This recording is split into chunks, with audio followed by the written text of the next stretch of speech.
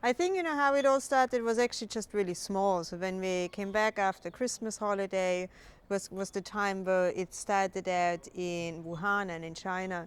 And I guess like for us, we just like looked at the situation, how it evolved there, and kind of like wrote a little article or blog post online where we said like, if it would actually swap over to Europe or to the UK, if we actually would be prepared in that case. And like on one side, people were really interested in it because I guess there was in general kind of already maybe a little bit of a fear that it might come over. And how we would actually kind of like deal with the situation. But in general, actually, we also received quite a lot of negative feedback because I guess we got kind of like statements that it is fear-making what we do. There were statements, it's not worse than the flu. It's kind of like unnecessary to actually address that. And I think, like kind of with the last weeks passing by, I guess it arrived us and now the whole situation switched because it's not somebody else that has to deal with anymore. It actually affects ourselves. So I think, for us, we kind of like thought that we are in a very unique position how we could maybe really support the situation. And that would be really from the infrastructure side. When we were talking with people here, we realized that a lot of the equipment required was already present. We'd been kindly donated two of these liquid handling units from a company called OpenTrans, and a couple of people on site are already sort of experts in doing qPCR. So this is a kind of quantitative technique for real-time monitoring of PCRs or DNA applications. So that's kind of the core technology for the diagnostic procedure. So my name is Elijah, and so right now here in the job in OpenCell is I am actually the design engineers to design the protocols, to design the test kit.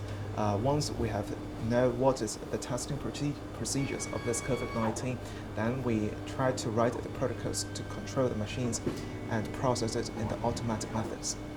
So population scale testing for COVID-19 is actually one of the best ways to prevent the mortality rates. So right now we're trying to use OpenTrans as a way to do a large scale testing so that we can find and isolate the infections as quickly as possible.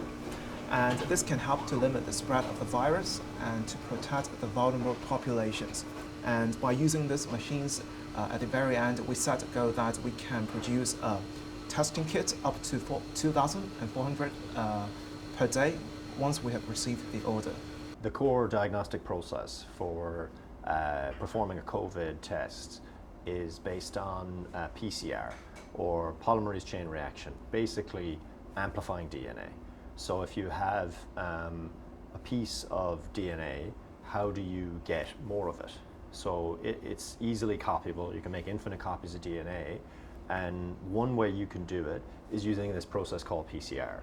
So you take your piece of DNA, which is complementary, right? So you've got these, one side looks like ATG and the other side is GTA.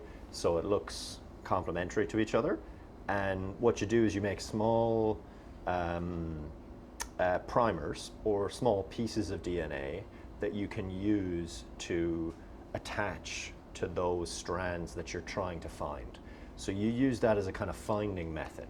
And then anything that's in between your two finding tools, you have a find in the front and a find in the back, a forward or reverse if you want to call it that, you'll be able to amplify the little bit in between.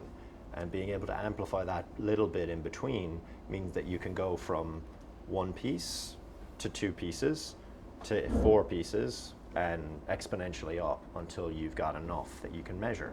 I mean, obviously what happens with viruses is that they're constantly mutating. So what you're looking for is a particular thing that's specific to COVID, but doesn't mutate. It's sort of resistant to mutation. So that's quite difficult to find. So that's where the design of these different pieces of DNA that do that finding actually becomes hard. And again, for SARS or MERS, these other pandemic flu-like viruses, you have a slightly different mutation. So you can begin to say, well, these guys are different and they have a specific genetic marker that's consistent across different versions of the virus. So to also really be clear on one thing, we are not intending to do any human samples here on site. We are very high when it comes to regulations and health and safety. We don't want to put anybody in more danger. We really want to improve actually the health and safety. So we only do dry tests here on site to really test the hardware and the infrastructure to then let's say, if somebody wants to employ it, that really specialized people can take on it and really execute it. Every company that we've spoken to has been enormously helpful without any request for any comeback, really. I mean, in some cases we have had to buy a lot of stuff. So we've gotten very good prices, discounts, expedited delivery, all of that. But in some cases people have just donated time, equipment, materials. They've really gone above and beyond. So that's, yeah. To be honest, I'm just looking up Trizel here. Is it effectively kind of like is it a kind of phenol based purification step? So really what you're doing is you still have this solution and you don't have this kind of aqueous phase separation. You have then just the magnetic beads just come out of solution and you do a couple of wash steps. Then to remove the DNA, how do you do that step? That's the Trizel step, no? Yeah? Cool. Well, thanks so much for reaching out. As I say, it's something I hadn't come upon until we really needed it, but I think you're aware of the kind of issues with the supply chain. So I mean, if this way sort of gets around that, it's absolutely awesome. Okay, cool. All the best. Bye. Bye. That guy used to work at the University of Stuttgart, and he's come up with this protocol called, I think it's really badly named, it's called BOM. But pretty much what it is one of the big issues in getting like RNA out of cells, like what I was talking to you earlier, is that the RNA is really sensitive, and you've got your cell, and once you break it open, so you may have some RNA, some viral material, getting it out. One of the best ways is to coat little magnetic particles like these ones with kind of silica that has a sort of a particular surface chemistry where it selects to have these RNA molecules attach. And then what happens, I'll give you a little picture of it actually. What happens is once you get the stuff in solution, that's your mix of all this different stuff, then you're able to pull the magnetic stuff out of solution. So those are all magnetic nanoparticles. And once you get them out of solution, you can then dump all the stuff that you don't want, which is the debris from the cell, and you just get your RNA. And then it's pretty scalable. So you can see these are 96 well plates. You've probably heard us chatting about these before. They look a bit like this. So this is a different type, but you fill them with whatever biological material you're looking at. And in some cases you want to grow stuff, in some cases like this you want to extract stuff. Yeah, I mean, at the moment we're in a country where the prime mover of the healthcare system is a single body, which is the National Health Service, kind of guided by Public Health England, and that's brilliant. I think that's great. One challenge is that when you have a kind of emergency situation is how do you overcome certain bureaucracies? And what we're proposing is that these containers, which, as you can probably guess, are easy to move and easy to ship, are pretty ideal for transporting to licensed facilities where they're lacking that piece of infrastructure. So you can imagine a kind of pathology department of a conventional hospital must be overrun right now with comings and goings of people demanding molecular biology assays, and very specific ones at that.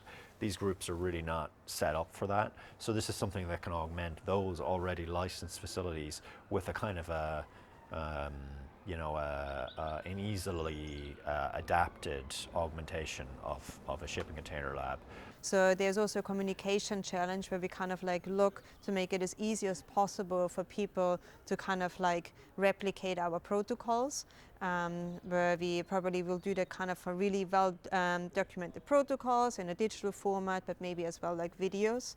And then on the other side is also obviously the challenge of how do you deal with all of the data that comes out of the samples and the patient data, and also to avoid any mistakes, because there are a lot of like steps from receiving the samples to then kind of like purifying, sampling it, and the final qPCR test. So we're also looking in how to label and lock the files. So we're kind of like writing a little software there. And then obviously besides that, there's also the whole molecular biology challenge, where it's not only how you run the protocol, but how do you actually also get all the reagents and the materials to execute. And I think there is in general really an issue that we have when it comes to biotechnology. It's not really an accessible field, even when it comes to the hardware, to the reagents, to the materials. So at the moment we talk to a wide variety of kind of suppliers to see how we can very quickly get first kits and reagents to have like the first test run. I don't think that obviously the world's not going to end. It's a significant global event, a once in a century pandemic. So it's extremely serious. I mean, the last pandemic of this scale occurred during a world war, in 1914, I think, or whatever.